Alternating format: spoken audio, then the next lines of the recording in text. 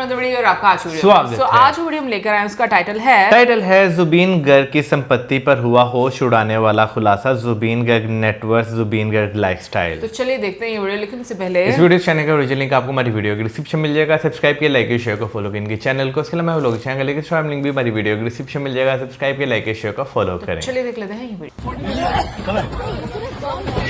40 भाषाओं में 38,000 गाने देने वाले सिंगर की कहानी, कैसे शुरू हुआ था उनका सफर, क्यों इतना दर्दनाक हुआ अंत, क्या सच में ये 15 बच्चों के पिता थे, कितनी थी उनकी संपत्ति, कितनी थी गाड़ियां, वो पहला ब्रेक जिसने उन्हें पूरे भारत में फेमस कर दिया, एक आवाज जिसने हर भारतीय फिल्म इंडस्ट्री में सुरों का जादू चलाया। कौन थे वो? जानने के लिए वीडियो को पूरा देखना बहुत जरूरी है। वैसे तो दुनिया भर में तमाम कलाकार हैं, हमारे भारत में भी कलाकारों की कभी नहीं है, लेकिन कुछ चुनिंदा आर्टिस्ट होते हैं जिन्हें कुदरत खुद प्रतिभा का तोहफा देती है। इन्हीं में से एक थे जुबीन गर्ग, जिनके हुनर को ना तो कोई राज्य की दीवार रोक पाई और ना ही भाषा की तकरार। वो एक प्रसिद्ध और असम के सबसे बड़े गायक, एक्टर, म्यूजिशियन और सॉन्ग राइटर थे। उन्होंने न सिर्फ हिंदी बल्कि असमिया, बंगाली, कन्नड़, उड़िया, तमिल, तेलुगु, पंजाबी, नेपाली और मलयालम जैसी तमाम भाषी फिल्मों के लिए म्यूजिक दिए। असम और पश्चिम बंगाल में तो उनसे बड़ा रॉक स्टार कोई नहीं माना जाता था। उनके पास कई तरह का टैलेंट था। वो एक परखे हुए म्यूजिशियन तो थे ही, साथ में म्यूजिक डायरेक्टर, कंपोजर और आर्टिस्ट भी थे। उनकी कला को कभी कोई भाषा रोक ही नहीं पाई।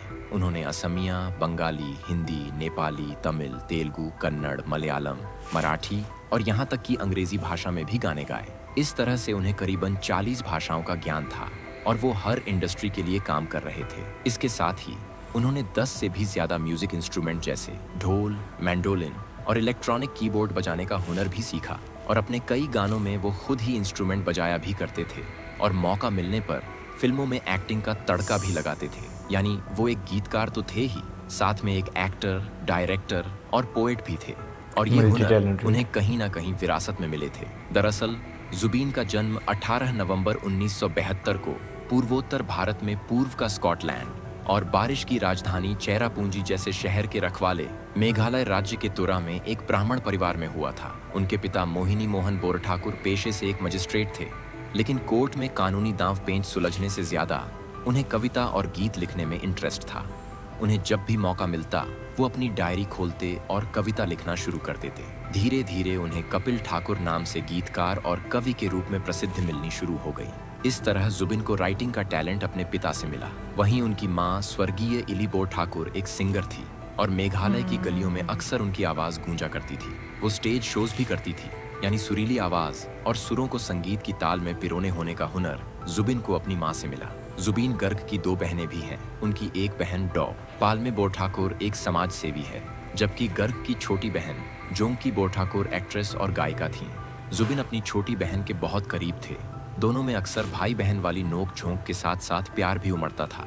लेकिन फरवरी 2002 में एक घटना ने पूरे परिवार को तोड़ कर रख दिया, जब एक दिन जोंकी स्टेज परफॉर्मेंस के लिए मेघालय के ही सोनितपुर जिले में गई हुई थी, जहां अचानक से उनकी गाड़ी का एक्सीडेंट हो गया जिसमें उनकी जान चली गई। जब ये घटना परिवार वालों तक पहुंची तो पूरा परिवार जैसे टूट कर बिखर गया। खासकर जुबिन को इस घटना का गहरा सदमा लगा।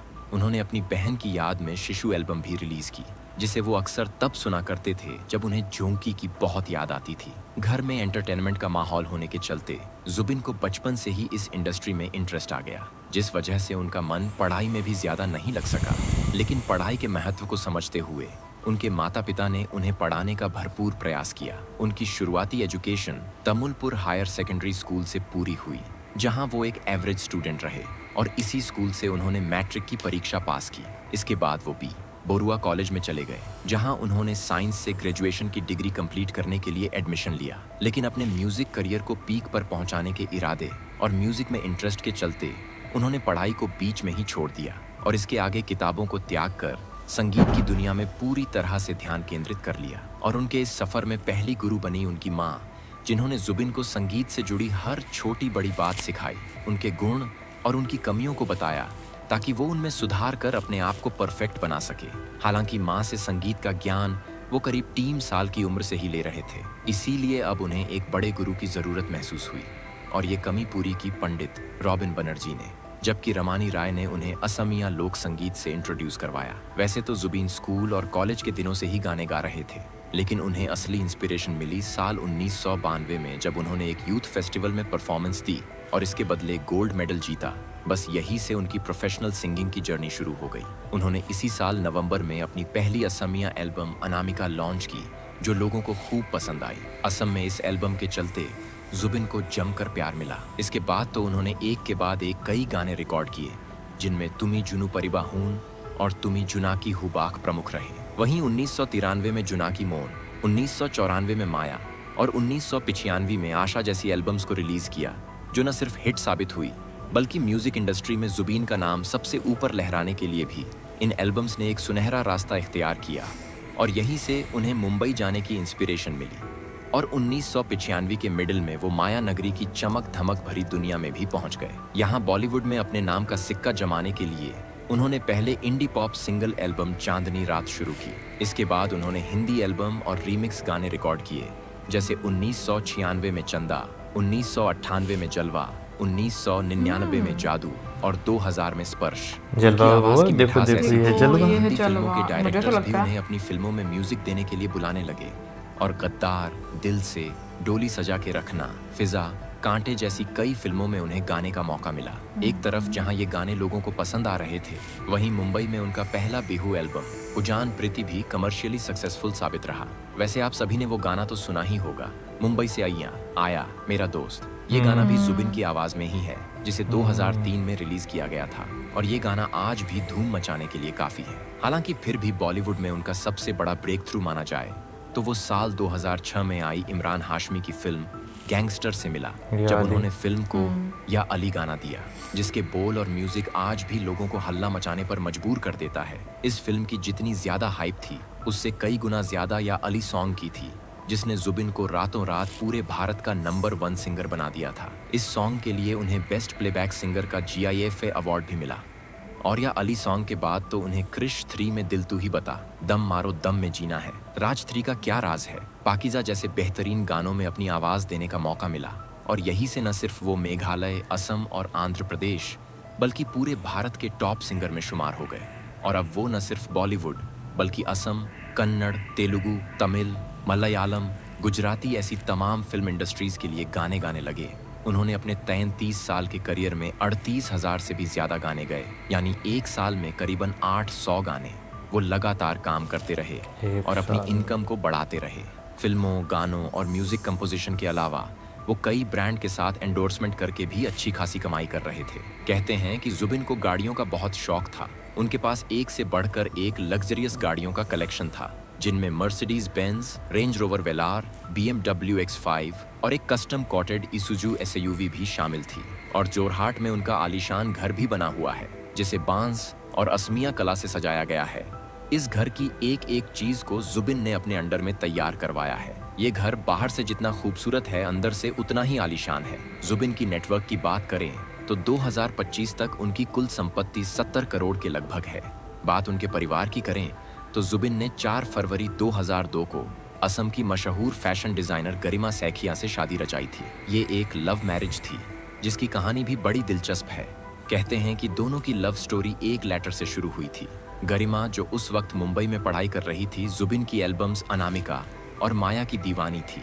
उन्होंने एक खत लिखा और जुबिन को भेज दिया। किस्मत का कनेक्शन देखिए कि ये खत जुबिन की जिंदगी में रोशनी बनकर आया और उन्होंने गरिमा को हमेशा हमेशा के लिए अपना बना लिया। और समय के साथ साथ ये दोनों 15 बच्चों के माता पिता बने। लेकिन ये बच्चे जुबिन के बायोलॉजिकल बच्चे नहीं हैं, बल्कि इसे आप उनका नेक और बड़ा दिल कह सकते हैं कि उन्होंने 15 अनाथ और जरूरतमंद बच्चों को गोद लिया ताकि उन्हें एक अच्छी जिंदगी मिल सके। इनमें से एक बच्ची का नाम कजली है, जिस पर जुबिन की नजर उस वक्त पड़ी जब वो अपने काम से कहीं जा रहे थे। तब कजली सड़क पर पड़ी हुई थी। वो एक नौकरानी थी जिसके साथ लगातार गलत व्यवहार हो रहा था। ये देखकर जुबिन का खून खौल उठा और उन्होंने न सिर्फ कजली को बचाया बल्कि उसके लिए केस लड़ा, जीता और उसे गोद भी ले लिया और उसकी पढ़ाई से लेकर हर जिम्मेदारी अपने सर उठा ली। इसी तरह उन्होंने 14 अन्य बच्चों को भी गोद लिया और उन सभी का खर्चा उठाने लगे। लेकिन 19 सितंबर 2025 को न सिर्फ गरिमा ने अपना सुहाग खोया, बल्कि इन 15 बच्चों के सर से पिता का साया भी उठ गया। जुबिन, जो सिंगापुर में नॉर्थ ईस्ट इंडिया फेस्टिवल में भाग लेने के लिए गए हुए थे, वो शो से एक दिन पहले स्कूबा डाइविंग के दौरान एक हादसे का शिकार हो गए।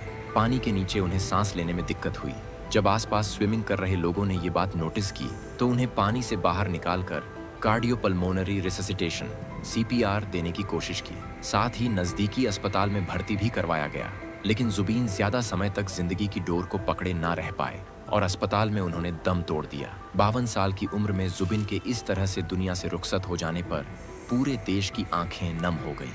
असम में उनका अंतिम संस्कार हुआ। पूरे देश से आंखों को नम कर देने वाली श्रद्धांजलियों की बाढ़ आ गई। असमिया सरकार ने तो इसे राष्ट्रीय शोक तक जाहिर कर दिया। हालांकि उनकी मृत्यु को लेकर कई सवाल भी खड़े किए गए। जैसे कुछ लोगों ने कहा कि उन्हें दिल का दौरा पड़ा था, जबकि मेडिकल रिपोर्ट के अकॉर्डिंग उनकी जान डूबने की वजह से ही गई है। आज वो हमारे बीच बेशक नहीं है, लेकिन अपनी बेहतरीन आवाज और संगीत की खूबसूरत विरासत पीछे छोड़ गए हैं, जो युगों युगों तक उन्हें याद करने पर मजबूर करेगी। वीडियो पसंद आई हो तो लाइक शेयर कर चैनल को सब्सक्राइब जरूर करें। मिलते हैं अगली वीडियो में, लेकिन बेल आइकन को प्रेस रखिएगा। काफ़ी इमोशनल वीडियो थी वही लास्ट तक आते आते, लेकिन जैसे उनका पूरा एक लाइफ का करियर बताया कि जिस तरीके से उन्होंने स्टार्ट किया और फिर उसके बाद उन्होंने इतने ज़्यादा गाने गाए। इनफैक्ट जब मैं कहूँगी कि इंडी पॉप का जो एक कल्चर जिसका बीच में जिक्र किया गया, मुझे लग रहा है कि शायद ये वही वाला सॉन्ग है, देखो देखो ये है जलवा। हाँ, फिर क्योंकि उसी टाइम पे अगर बात की जाए तो जो गाना अभी हमने जब इनके गाने देखे थे जो काफ़ी हिट थे, उसमें चढ़ती जवानी तेरी चाल मस्तानी, उसमें भी उनकी जो है आवाज़ जो है वो आपको, हालांकि वो गाना बड़ी देर पहले सुना था, लेकिन तब जो है हम जुबिन गर्ग जो है उन्हें जानते नहीं थे, हमें पता, हाँ छोटे थे, हमें पता ही नहीं था, हम लोग सिर्फ गाने नहीं, उसके बाद भी जब सुना है ना तब भी जो है इतना, हाँ यूट्यूब आने से जो है ये कि आपको काफ़ी ज़्यादा जो है आर्टिस्ट लोगों का जो है वो पता जो है वो चलना शुरू हो गया था। अभी उनके करियर की बात की जाए तो भाई सबसे जो एक डिफरेंट चीज़ है, उन्होंने जो है ऑलमोस्ट हर इंडस्ट्री के जो है वो गाने जो है वो गाए हुए हैं। जब हमने इनके गाने भी देखे थे तो हमें ऐसा फील हो रहा था कि जैसे बीच में ना म्यूज़िक जो है वो चेंज जो है वो हो रहा है, लेकिन वो आज जो है वो क्लियर हुआ है कि भाई उन्होंने मलयालम, तमिल, बंगाली, ओडिशा, असामी, नेपाली, तेलुगु, बहुत सारी ज़ुबानों में उन्होंने गाने गाए हुए हैं। लेकिन जिस तरीके से चीज़ें हुई, मैं कहती हूँ कि इंसान अपनी लाइफ में कितना कुछ करके जाता है, और बट सबसे ज़्यादा जो चीज़ मतलब मुझे बहुत पसंद आई वो ये कि जो उन्होंने बच्चों को अडॉप्ट किया और उनकी लाइफ चेंज की। ये हौसला और हिम्मत सीरियसली हर किसी में नहीं होता। मैंने बहुत पैसे वाले लोगों को भी देखा है, बहुत पैसे वाले लोगों में भी ये सोच नहीं आती। तो अगर हम लोग देखें ना तो मुझे लगता है पेरेंटली हमें जो एक्टर्स, सिंगर्स या जो भी शोबिस से ताल्लुक़ रखते हैं उनकी लाइफ बड़ी चकाचौंध लगती है, लेकिन अपनी लाइफ में जो वो अच्छे काम कर रहे होते हैं ना, मुझे लगता है वो बहुत देर से आपको पता चलते हैं। यार देखें कुछ लोग ऐसे होते हैं जो अनाउंस करके काम करते हैं, और वो भी जो है वो अच्छी चीज़ है कि भाई जो बड़े बड़े लोग जो हैं वो जब अनाउंस करते हैं तो बहुत सारे लोग जो हैं इंस्पायर जो है वो होते हैं। लेकिन कुछ ऐसे लोग भी जो हैं जो भाई नहीं बताते और वो जो है अपने काम जो है वो करते जाते हैं। अभी जुबिन गर्ग की बात करें तो उनका भी जो भी 15 बच्चे जो है जो उनकी पढ़ाई लिखाई रहने सहने का जो है वो उन्होंने इंतज़ाम जो है वो किया हुआ था। ये शायद हो सकता है बहुत सारे लोगों को पता भी हो, बिल्कुल हो सकता है, लेकिन जो है ये बहुत अच्छी चीज़ है कि भाई आपने जो है ना एक ऐसा जो है वो काम अपने ज़िम्मे लिया है जिससे खाली एक इंसान की नहीं, जनरेशन्स की जो है ना आप जो लाइफ वो चेंज कर रहे हैं। और असल कमाई यही है। सीरियसली आप अपने लिए कितने पुण्य के काम करते हो अपने हाथों से, वो बहुत ज़्यादा ज़रूरी होता है। और मैंने हमेशा अपने बड़ों से ये बात सुनी है कि अपने हाथ से जो काम कर जाओ ना अपने लिए, वो ही बस उस मतलब बेहतरीन काम है, बजाय इसके कि आप ये कहो ना कि हमारे जाने के बाद कोई हमारे लिए करेगा, ऐसा कुछ नहीं होता। अपनी लाइफ में अपने लिए करके जाओ, अपने कर्म अच्छे करके जाओ। बाकी ओवरऑल काफ़ी इन्फॉर्मेटिव वीडियो थी। एक साल में 800 गाने गाना, और वो मतलब देखो मल्टी टैलेंटेड भी थे, डायरेक्टर भी थे, फिर एक्टिंग भी करते थे, राइटर भी थे, म्यूजिशियन भी थे। तो भाई मैं कहूँगी कि बहुत ही आप कह लो कि टैलेंटेड हैं कि लाइक आपको डिफरेंट फील्ड में उनका बहुत बड़ा रोल जो है वो नज़र आता है। बाकी कमेंट सेक्शन में आप ज़रूर बताइएगा अगर जुबिन गार्ग से रिलेटेड कोई और वीडियो आप देखना चाहते हैं तो हमें ज़रूर सजेस्ट कीजिएगा। मिलेंगे नेक्स्ट वीडियो में, सब्सक्राइब करना मत भूलना। Till then bye.